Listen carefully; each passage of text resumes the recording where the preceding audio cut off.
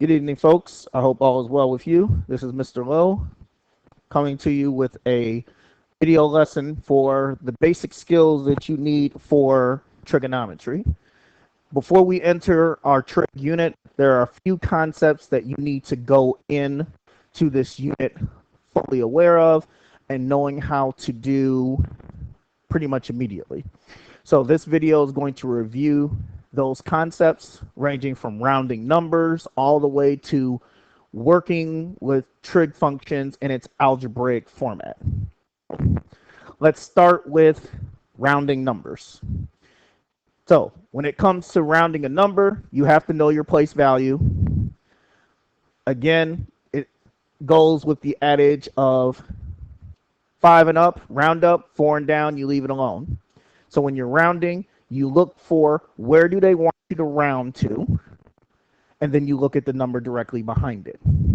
So keep in mind of this section where it says key rounding places, you need to know that 10th represents one number behind the decimal place, 100th, 2 decimal places, 1000th, 3 decimal places, and so on. So in the case of example 1, round to the nearest 100th, so we're talking about 2 decimal places. So 7.28, so we look at the number behind it. That 3, 4 down, we leave it alone. So round it off, this is 7.28. And the numbers behind the 100th place drop off. So basic rounding. In trig, you're going to encounter a lot of decimals, so you need to know how to round. Examples 2 and 3 work the same way. Nearest 10th, you're looking at 1 decimal place. So 21.1. So the 8 behind it is going to force the 1 to become a 2. Everything else drops off. Finally, 9.3549 to the nearest whole number. So whole number means no numbers behind the decimal. So that's the 1's place. So the 1's place is the 9. The 3 is behind it. 3 doesn't change anything, so we stay with the 9. So we stay with the 9, and all is good there. So first thing, rounding numbers. Look for the place you need, and then look at the number directly behind it. Again, in trig, you're going to encounter a lot of rounding. Second concept, ratios and proportions. So sine, cosine, tangent, those are all ratios. Those are all ratios at the end of the day. Ratio, you're simply setting up a fraction, but there is an order in which that fraction entails. Always simplified, however. So for example 1, ratio of BC to AC. So BC came first, so it goes at the top of the fraction.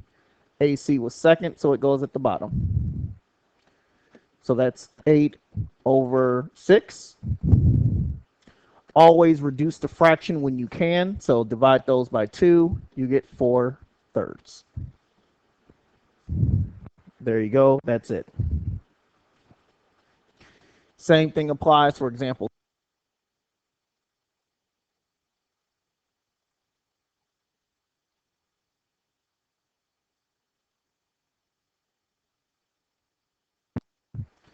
AC over AB, luckily enough, that's already set up for us as a fraction.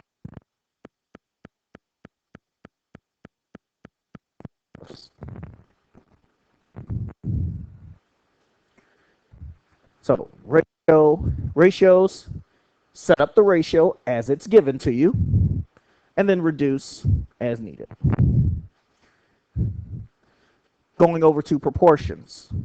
So proportions, you take 2 fractions, set them equal to each other. To solve it, you simply cross multiply. So example 1, x over 14 equals 0.7568 over 1.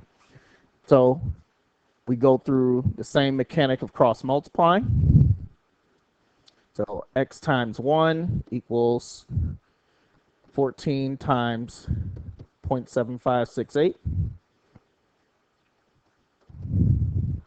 Let our calculator do a little bit of computation. 14 times 0.7568, 10.5952. Of course, always check the directions to see if there is a rounding value that's required. If there is no rounding value, then leave it as is. Example 2, same rules apply. So 6 times 21 equals y times 9. So you got 126 equals 9y. So divide both sides by 9. And you end up with 14 equals y.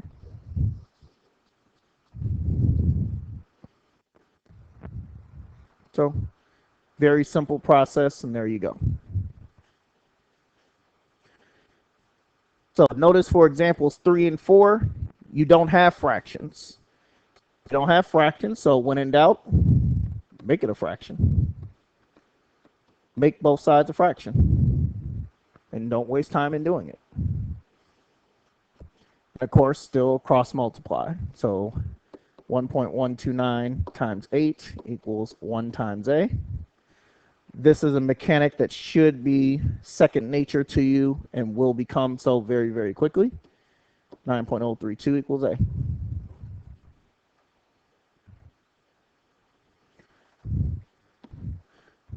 And same rules apply. 0.567, put it over 1, and then cross multiply. So 0.567 times b equals 1 times 12.4. So left-hand side doesn't change. 1 times 12.4 is 12.4, which means if you're trying to get b by itself, that means you have to divide on both sides.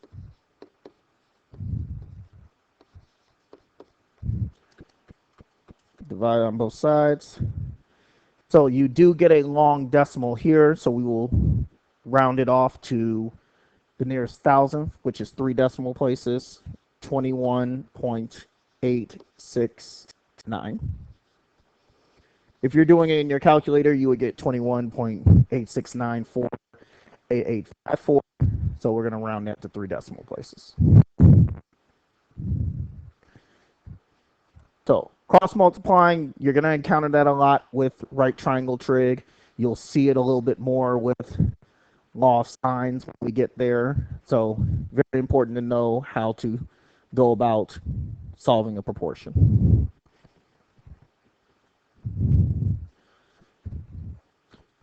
So let's move on to triangles. Triangle sum property. So basic fundamental knowledge about a triangle. All 3 angles add up to 180. All 3 angles must add up to 180. Of course, once you see box symbol inside of a triangle, that's an indicator of your right angle, which is 90 degrees.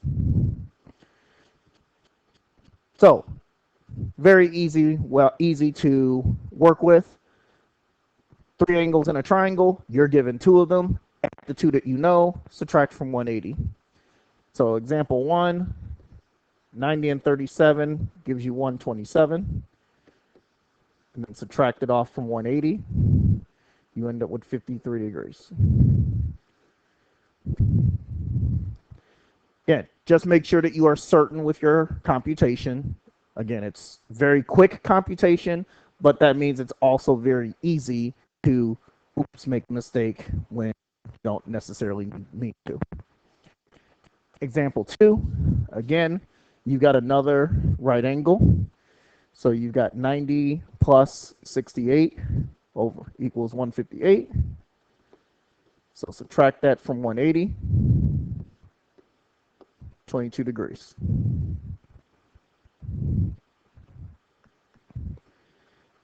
Now, if there is no right angle, okay, same rules apply.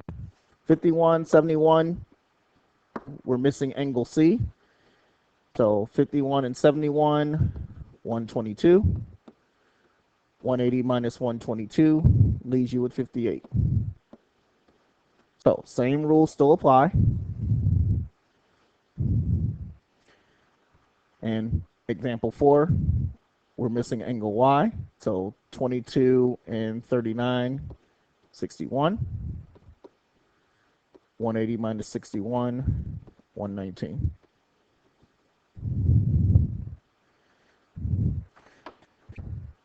So the key for that concept, 3 angles in a triangle have to add up to 180. If you know 2, add them up, subtract to get the third.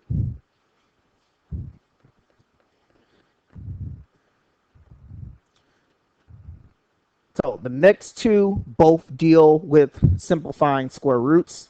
So there's basic simplifying, and then there's simplifying when there is a square root in the denominator, which is going to occur quite frequently with trigonometry. But let's first start with simplifying a square, just standard square root. So if it's a perfect square, no problem. If it's a perfect square, no problem. Take the square root, be done with it. So if you see square root 49, guess what? Make it 7 and call it a day. You see something like the square root of 100, make it 10, keep it moving. But you see something along the line of the square root of 12.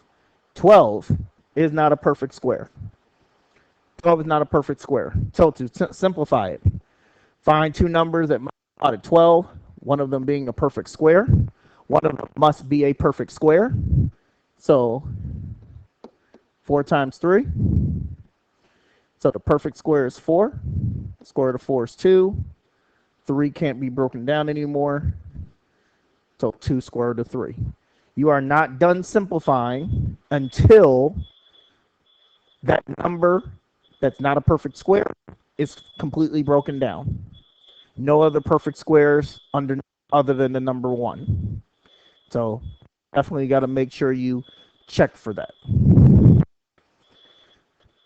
Example B, same thing. 45 is not a perfect square, but it breaks down into 9 and 5.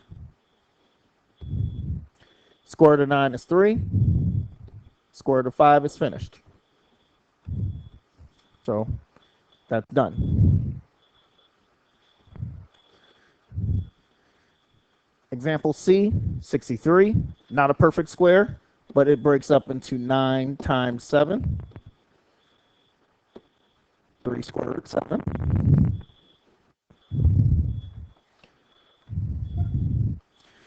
And then part D.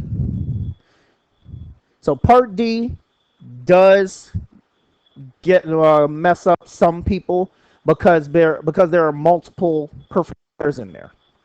4 is a perfect square, and 4 times 20 is 80.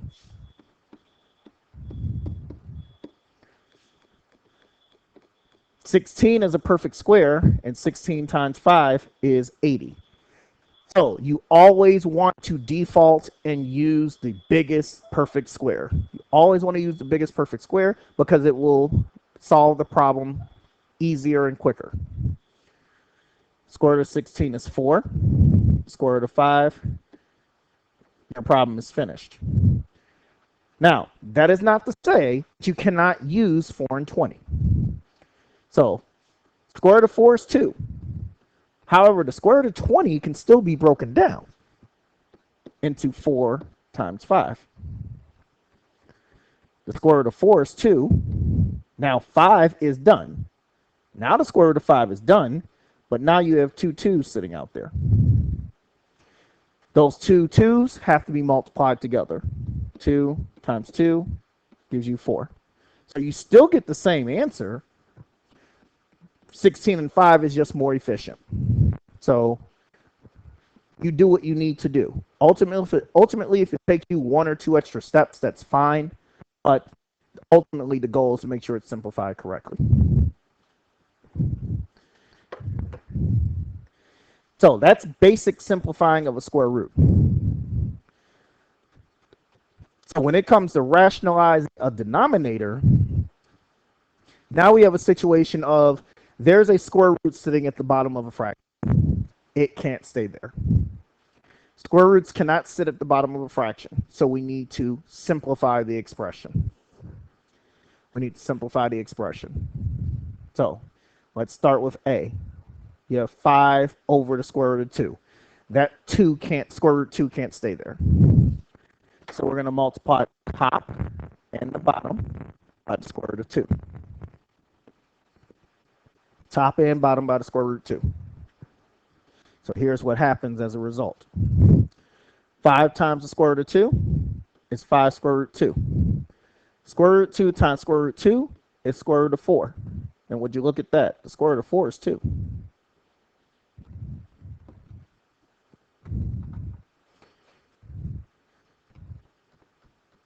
So the only thing that we need to check for is, can it still be simplified? The 2 that's under the square root is protected. You cannot touch it anymore. However, that 5 and that 2 that's not under the square root can be simplified if something can reduce into it. In this case, it can't, so it's finished. But the possibility exists, so we always have to check. We always check. Better be safe than sorry. So in that case, example B, you have the square root of 5 sitting there. Multiply the top and the bottom by the square root of 5. So that gives you 10 square root 5 over the square root of 25. So 25 is a perfect square. So 10 root 5 over 5. But now you've got a 10 and you've got a 5. 10 divided by 5 is 2. So 2 square root 5.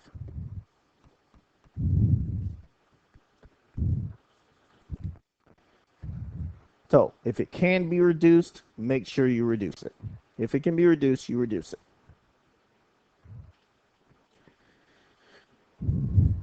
So example C. Same rules apply. So I want to highlight one thing real quick. Yes, we're going to multiply the top and the bottom by the square root of 6. Now, one mistake that a lot of people make. Look at the top.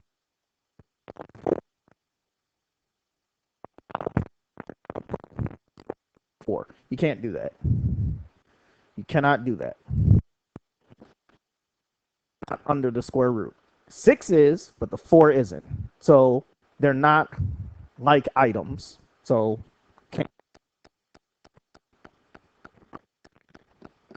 4 square root 6 over square root 36, that's the best we can do.